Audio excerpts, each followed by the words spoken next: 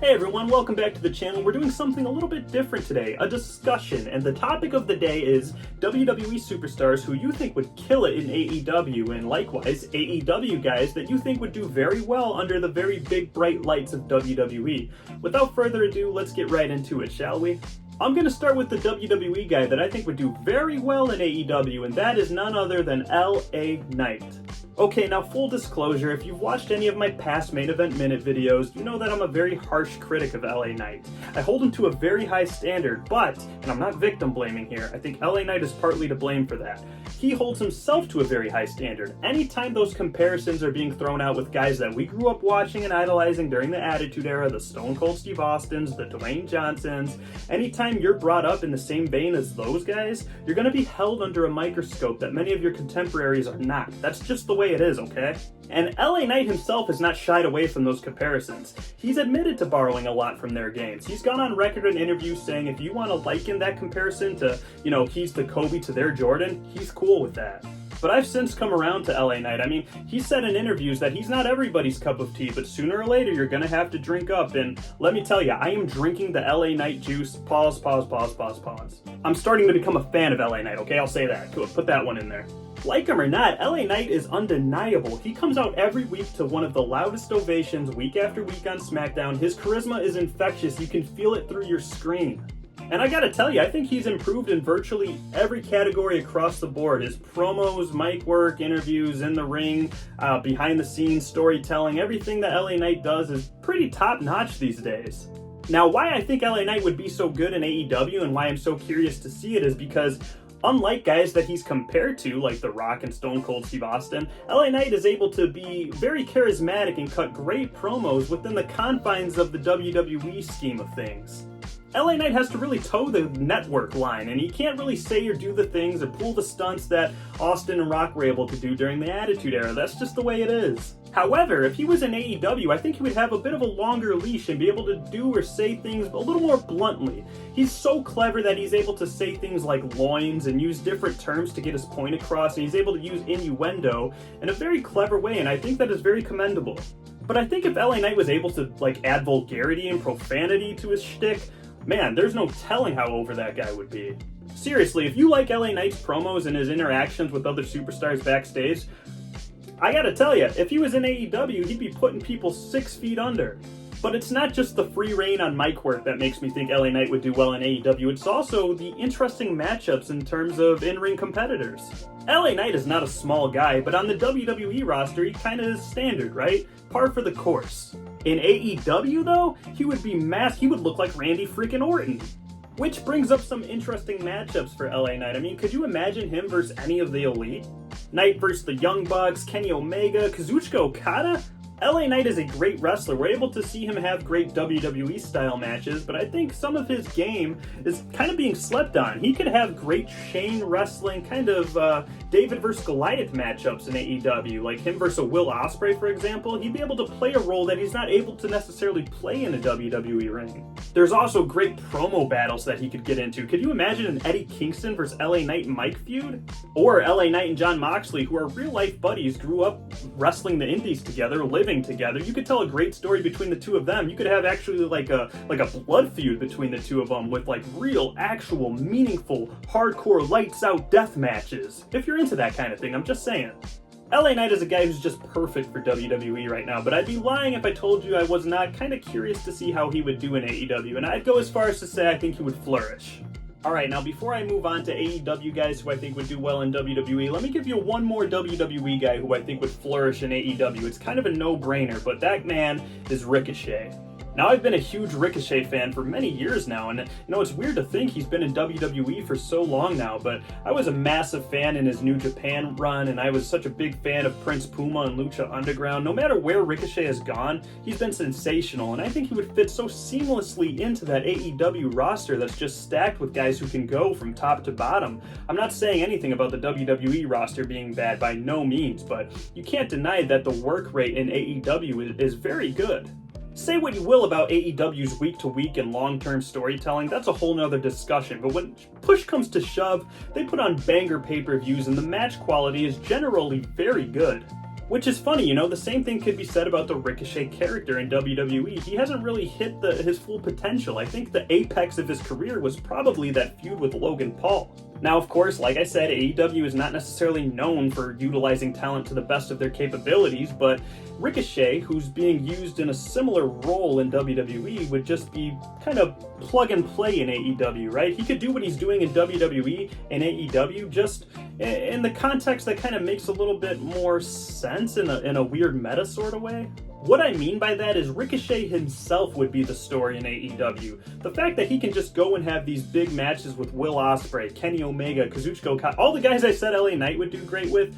Now picture Ricochet in there. He may not be able to have the good storyline feuds with those guys that LA Knight would be able to have, but Ricochet would just put on the most incredible matches you've ever seen in your life, and I don't think there's any doubt that he would. I mean, hell, he's already had instant classics with Will Ospreay in the past, and picture him with Nick and Matt Jackson, and picture him in tag team matches with Lucha Brothers. You could put Ricochet in a trios feud, in a tag team feud, in a singles feud. He's just good across the board, and like I said, he would just fit so well in with that AEW roster and maybe be able to be utilized a little bit better in that context.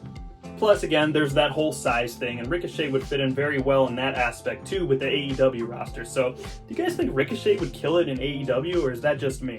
But let's move the conversation forward to AEW guys who I think would prosper in WWE, and of course we got to start the conversation with Maxwell Jacob Friedman, MJF, baby. Now this is a layup, right? MJF, who has just been such a sensational heel for the bulk of his career, but also, and I had my reservations about him being a babyface, but in his most recent run in AEW, he was killing it, man. He was so compelling. He's a great storyteller, a great promo, in-ring, very underrated. I think he's one of the better in-ring wrestlers in the world, frankly. And I think he's one of the very few AEW guys, homegrown talent, that I think is just plug and play in WWE. You could just instantly book him in a world title feud. I don't think many people would even bat an eye at that.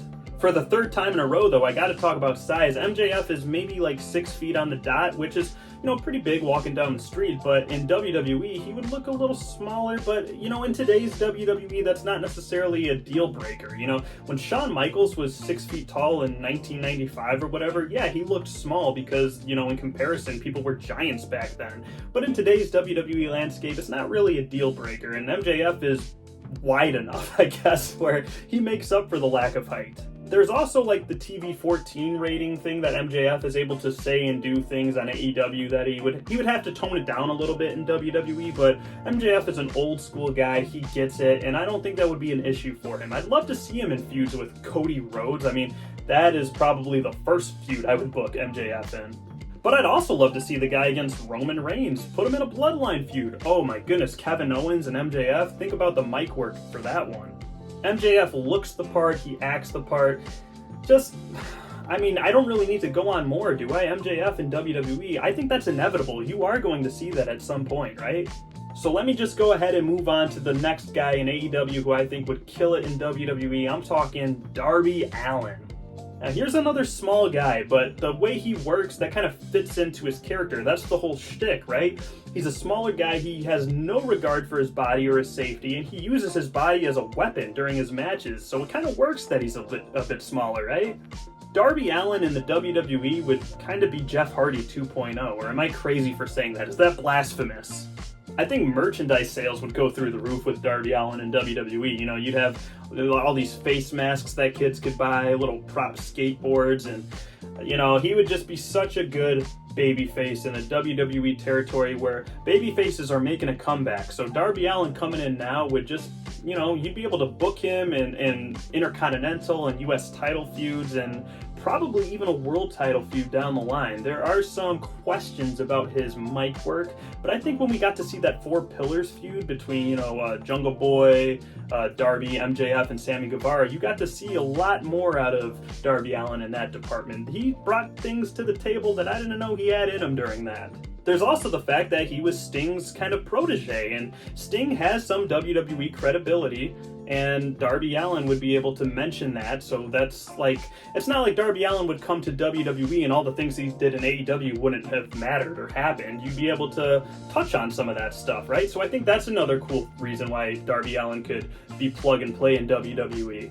He's small, and I keep talking about size, but this is the pro wrestling business, brother. Size matters. But he has interesting matchups already in AEW where the size discrepancy is not very big, I guess. But in WWE, oh my lord, just picture him against Bronson Reed or against Omos. Darby Allin could be thrown like a lawn dart, like Kevin Nash did to Rey Mysterio in the old Nitro days. Of course, he wouldn't be able to pull off the stunts like going through real glass, word to Jack Perry, like he did in AEW, but I think, you saw Jeff Hardy do some crazy outlandish things that worked in WWE, so who's to say that Darby Allin would not be able to pull off crazy stunts on Monday Night Raw? But he's still young, he's got tremendous in-ring talent, and, underrated mic work. Darby Allin's a guy who I think maybe you will see in WWE one day. He's pretty punk rock, and he's an AEW original, so there's a good chance that, maybe he goes down with that ship. I don't know, this is just speculation. That's what this is, a discussion. But I'd be lying if I told you I was not very interested to see how that would play out. What do you guys think? Darby Allin and WWE, yay or nay? But I've rambled enough. I want to hear what you guys have to say. What do you think about my WWE to AEW or AEW to WWE picks? I mean, certainly some of them are no-brainers, right? But I want to know some more that maybe I'm missing or some that you disagree with. So let me know in the comments down below. Let's have an engaging discussion. Let's have a dialogue. We will return with Main Event Minutes next week, I promise. Until next time, guys, take care.